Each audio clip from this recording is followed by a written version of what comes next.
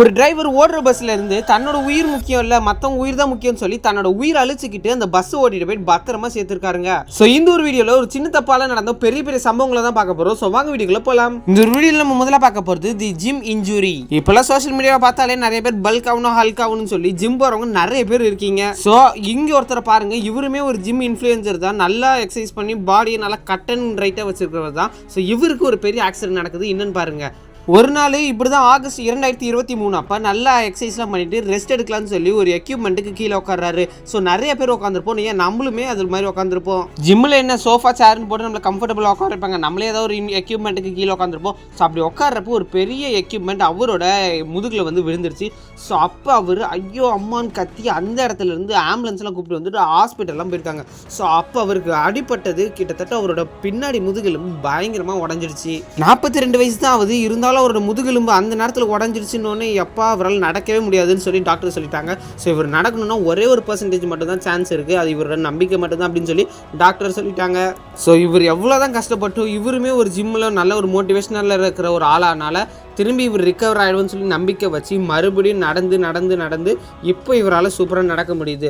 So இவரோட gym இன்ஜுரிக்கு அப்புறம் ஆனால் நார்மலாக நடக்க முடியல. ஸோ சில பிரச்சனைகள்லாம் இருந்தாலுமே இவரோட நிலைமை இப்போ வந்து பார்த்தீங்கன்னா கொஞ்சம் வந்து நார்மலாகிட்டு தான் இருக்குது அப்படின்னு சொல்லலாம். ஸோ இந்த மாதிரி தான் ஜிம்மில் எக்ஸசைஸ் பண்ணுறப்ப நீங்களும் ஜாக்கிரதையாக இருங்க. ஸோ எந்த எக்யூப்மெண்ட்டு கீழே போய் உட்காந்தாலும் கொஞ்சம் ஜாக்கிரதையாக இருங்க. ஸோ அதுக்கப்புறம் ஆக்சிடென்ட் நம்மளுக்கு தான் நடக்கும். ரெண்டாவதாக பார்க்க போகிறது அன்னோட்டபிள் கான்சிக்வன்சஸ். ஒரு 16 வயசுக்கான ஒரு பொண்ணுக்கு நடந்த ஒரு பெரிய சம்பவம் தான் இது. இந்த ஒரு பொண்ணு வெளிநாட்டை சேர்ந்த பொண்ணு. இந்த பொண்ணுக்கு 16 வயசுல பிரேக்கப் ஆனதுனால ரொம்பவுமே மனசு உடஞ்சி போகுது. ஸோ காதல் தோல்வியிலேருந்து வெளியில் வராமல் இருக்கிற இந்த ஒரு பொண்ணு ரொம்ப நாள் அழுதுகிட்டே இருந்திருக்கு. ஸோ இதை பார்த்து இவங்களோட 3 ஃப்ரெண்ட்ஸ் என்ன பண்ணுறாங்கன்னு பார்த்தீங்கன்னா, ஸோ வாமா வெளில போய் நம்ம ஜாலியாக ஊர் சுற்றலாம். ஸோ அப்போ தான் வந்து உன்னோட மனக்கவலை எல்லாம் போகும்னு சொல்லி ஜாலியாக வெளில சுற்ற போயிருக்காங்க. ஆனால் கார் ஓட்டிகிட்டு போனது வேற ஒரு பொண்ணா இந்த ஒரு பொண்ணான்னு தெரியல. ஆனால் ஒரு கார் பயங்கரமாக ஆக்சிடென்ட் ஆகுது நைட் நேரத்தில். மோஸ்ட்லி இந்த பொண்ணு தான் ஓட்டிட்டு போச்சு அப்படின்னு சொல்லி நிறைய பேர் சொல்கிறாங்க. ஏன்னா இந்த ஒரு பொண்ணு தான் பயங்கரமாக ஓட்டி ஏதோ டிப்ரெஷனில் போய் எங்கேயோ விட்டுடுச்சு. ஸோ இந்த ஒரு பொண்ணு அதுக்கப்புறம் பார்த்தீங்கன்னா அந்த காரில் இல்லை பார்த்தா ஏதோ ஒரு அந்தரத்தில் ஒயருக்கு மேலே விழுந்து கிடக்குது. வேற எங்கேயோ விழுந்தால் கூட இறந்தே போயிருப்பாங்க. ஆனால் அந்த ஒயருக்கு மேலே இருக்கிறதுனால பெரிய அடிபட்டு இருக்குது. ஸோ ஆனால் ஏதோ உயிர் மட்டும்தான் இருக்குது தவிர மற்ற உடம்புல எக்கச்சக்கமான இடத்துல செம்ம அடிபட்டுருக்கு. ஸோ அந்த ஒயர் மட்டும்தான் அவங்களை காப்பாற்றிருக்கு. ஸோ என்ன இருக்குதுன்னு தெரியல. எல்லா இடத்துலையும் அடிபட்டு ரத்தம்லாம் வந்து நிறைய இடம் போயிருக்கு. ஒரு காலுமே இழந்துட்டாங்க இந்த ஒரு ஆக்சிடெண்ட்டில். ஸோ இவங்க கூட வந்து இந்த ஃப்ரெண்ட்ஸ் 3 பேர் இருக்காங்க பார்த்தீங்களா, அவங்களுக்குமே செம்ம இன்ஜுரி ஆகிருக்கு. மல்டிபிள் இடத்துல இவங்களுக்கு ஃப்ராக்சர் ஆகிருக்கு. அந்த போன்ஸ் எல்லாமே ரொம்பவே நொறுங்கி போயிருக்கு. அது மட்டும் இல்லாமல் 21 சர்ஜரி பண்ணியிருக்காங்களாம். அப்புறமா ஒரு லெக்கை எடுக்கவும் செஞ்சுருக்காங்க. இப்போ நடக்குது பாருங்களேன். இப்போ தான் ஒரு ட்விஸ்ட். இந்த பொண்ணு நினச்சிருந்தா இனிமேல் என்னால் எதுவுமே பண்ண முடியாது, நான் சாகவே போகிறேன் அப்படின்னு சொல்லி இல்லாமல் இந்த ஆக்சிடெண்ட்டுக்கு அப்புறம் தான் இந்த ஒரு பொண்ணுக்கு செம்மையாக மோட்டிவேஷன் ஆகி என்னால் நடக்க முடியும், ஓட முடியும், ஏன் அந்த லவ்வுக்கு அப்புறம் தான் என்னால் ஜெயிக்க முடியும்னு சொல்லி இந்த ஒரு பொண்ணு கொஞ்சம் கொஞ்சமாக ப்ராக்டிஸ் பண்ணி ரொம்ப ஹாப்பியாகி திரும்பி அவங்க ஃப்ரெண்ட்ஸால் இன்வைட் பண்ணப்பட்டு இன்னுமே சூப்பராக அவங்க லைஃப்பை என்ஜாய் பண்ணிகிட்டு இருக்காங்க. இப்போவுமே அவங்களுக்கு ஒரு கால் இல்லை, இருந்தாலுமே அவங்க ஒரு பெரிய மோட்டிவேஷனாக ஒரு இன்ஃப்ளூயன்சராக ஒரு நிறைய பேரோட ஒரு இன்ஸ்பிரேஷனாக இருக்காங்க. அதுக்கப்புறமா பார்த்தீங்கன்னா இவங்களோட லைஃப் இப்போ ரொம்பவுமே ஜாலியாக என்ஜாய் பண்ணிட்டு வாழ்கிறாங்க. ஸோ இருக்கிற ஒரு காலும் போச்சுன்னு சொல்லி மூலையில் உட்காராமல் இப்போ இவங்க ரொம்பவுமே மோட்டிவேஷனாக இருக்காங்க. நிறைய பேருக்கு இன்ஸ்பிரேஷனாகவும் இருக்காங்க.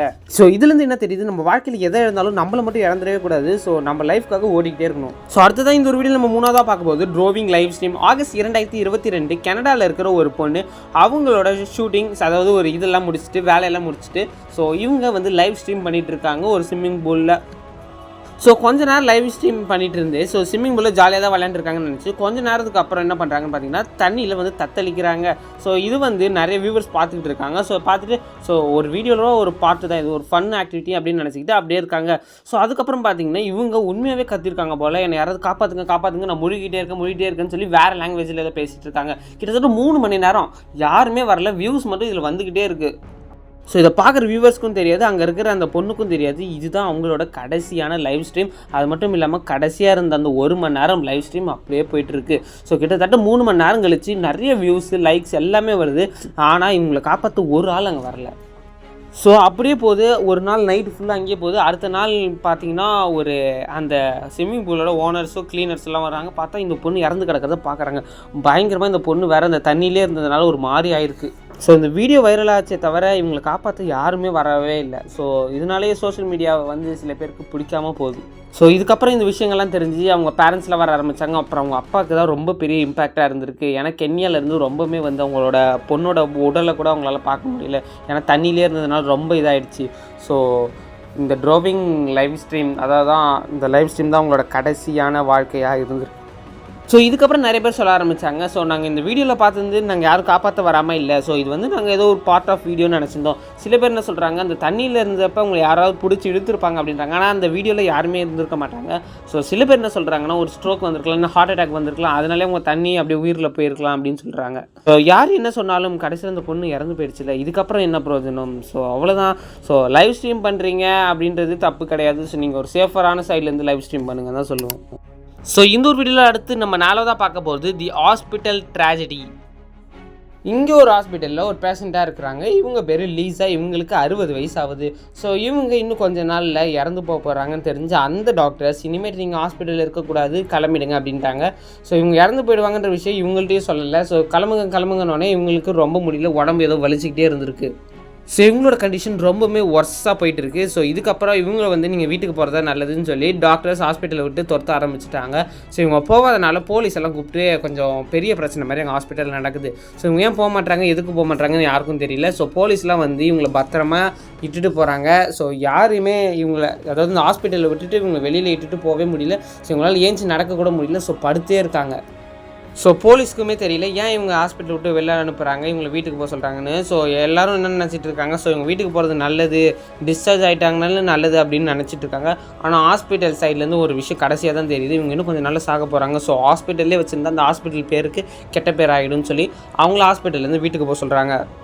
ஸோ இதை கேட்காத லீசா அவங்க வந்து ரொம்பவுமே பெரிய பிரச்சனை மாதிரி பண்ணிகிட்டு இருக்காங்க. அவங்களால ஏஞ்சி நடக்கக்கூட முடியல, இப்படின்னு அசைஞ்சிக்கிட்டு தான் இருக்காங்க. ஸோ இது வந்து வேனில் வச்ச ஒரு செக்யூரிட்டி கேமராவில் எடுக்கப்பட்ட இந்த ஒரு வீடியோ தான். சரி, அதுக்கப்புறம் ஒரு பெரிய போலீஸ்க்கு இந்த ஒரு விஷயம் தெரிய வந்தோடனே, நீங்கள் ஹாஸ்பிட்டல்லே இருங்க, உங்களுக்கு என்ன பிரச்சனை ஆனாலும் நாங்கள் பார்த்துக்குறோம் அப்படின்னு சொல்லி ஒரு பெரிய போலீஸ் நம்பிக்கை கொடுத்து அவங்கள திரும்பி ஹாஸ்பிட்டலில் போய் சேர்க்குறாங்க. ஒரு ஹாஸ்பிட்டல்னாலே நம்ம நம்பி நம்ம உயிரே கொடுத்து நம்ம உயிரை காப்பாற்றிடுவாங்கன்னு நினச்சி தானே வரும். அவங்களால காப்பாற்ற முடியலனா கூட கடைசியில் ஹாஸ்பிட்டலில் இருக்கலாம்ல.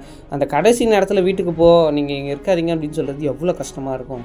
இந்த வீடியோ பார்க்குற நீங்கள் ஏதாவது மெடிக்கல் சைடில் இருந்தீங்கன்னா உங்கள்கிட்ட ஒன்று மட்டும் கேட்டுக்கிறேன், உங்களை நம்பி வரவங்கள நீங்கள் பத்திரமா பார்த்துக்கோங்க, உங்களை கை மட்டும் விட்டுறாதீங்க.